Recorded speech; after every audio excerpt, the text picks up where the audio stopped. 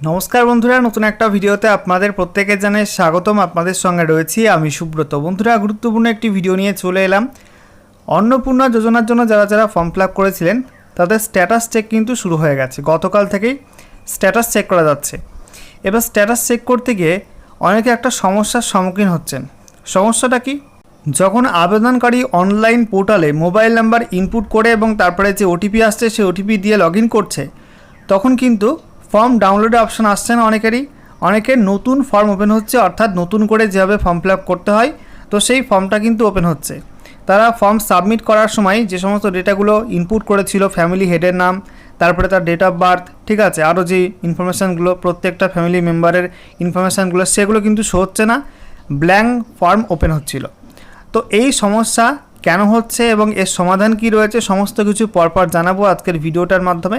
তো ভিডিওটা ভালো লাগলে অবশ্যই লাইক এবং শেয়ার করে দেবেন। সেই সঙ্গে নতুন দর্শক হয়ে থাকলে লেটেস্ট ভিডিওর আপডেট সবার প্রথমে পাওয়ার জন্য চ্যানেলটিকে সাবস্ক্রাইব করে নিয়ে পাশে থাকা বেল আইকনে ক্লিক করে অল নোটিফিকেশন অপশানটিকে অন করে রাখবেন। লেটেস্ট আপডেট আপনারা সবার প্রথমে পেয়ে যাবেন। তো বন্ধুরা, অনস্ক্রিনে আপনারা দেখতে পাচ্ছেন আমরা এখন রয়েছি government of West Bengal family level data collection পোর্টালে, অর্থাৎ socialregistry.wb.gov.in এই পোর্টালে।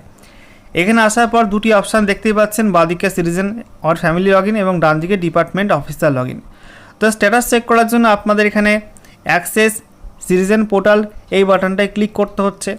এবার ক্লিক করছেন, ক্লিক করার পরে নতুন একটা পেজ আপনাদের সামনে এরকম ওপেন হচ্ছে, যেখানে আপনাদের প্রথমে জেলা সিলেক্ট করতে হচ্ছে, ডিস্ট্রিক্টের নাম, তারপরে এখানে মোবাইল নাম্বার ইনপুট করে, ঠিক আছে, মোবাইল নাম্বার ইনপুট করার পরে একটা ওটিপির অপশান আসছে, সেই ওটিপি দিয়ে আপনারা লগ ইন করছেন।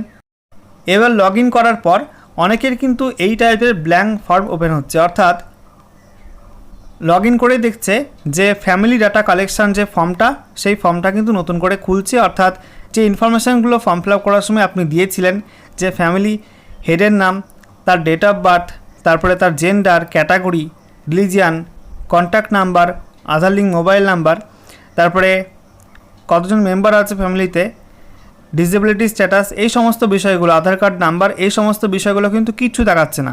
নতুন করে ফর্ম ফিল আপ করার সময় যেমন ফর্ম ওপেন হয় তেমনই কিন্তু শো হচ্ছিল।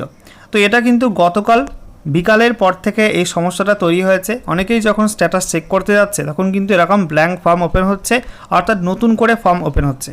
এবার এ বিষয়ে অনেকেই চিন্তায় পড়ে গেছে যে এই সমস্ত যাদের সমস্যাটা হচ্ছে তাদের কি নতুন করে ফর্ম ফিল আপ করতে হবে, বা তাদের ফর্মটা কি রিজেক্ট হয়ে গেছে, নাকি ফর্মটা কি ক্যান্সেল করে দেওয়া হয়েছে, এরকম বিভিন্ন প্রশ্ন কিন্তু মাথায় ঘুরপাক খাচ্ছে।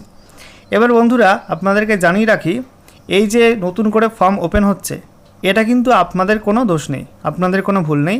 এটা সিস্টেম, অর্থাৎ এই যে পোর্টালটা আছে সেই পোর্টালের কিছু বাগ রয়েছে। তো বিভিন্ন অনলাইন সিস্টেমে কিন্তু এরকম মাঝে মধ্যে বাগ আসে, অর্থাৎ সিস্টেমে কিছু সমস্যা তৈরি হয়, এরর তৈরি হয়। তো সেই কারণে কিন্তু ব্ল্যাঙ্ক ফর্ম শো হচ্ছিল, অর্থাৎ আগের যে ফর্মটা সাবমিট করা হয়েছিল সেই ফর্মের ডাউনলোড লিঙ্ক আসছিল না এবং সাবমিট যে করা হয়েছে সেগুলো কিন্তু শো হচ্ছিল না। তবে এই যে সমস্যাটা তৈরি হয়েছিল সেটা কিন্তু অনেকটাই ঠিক হয়ে গেছে।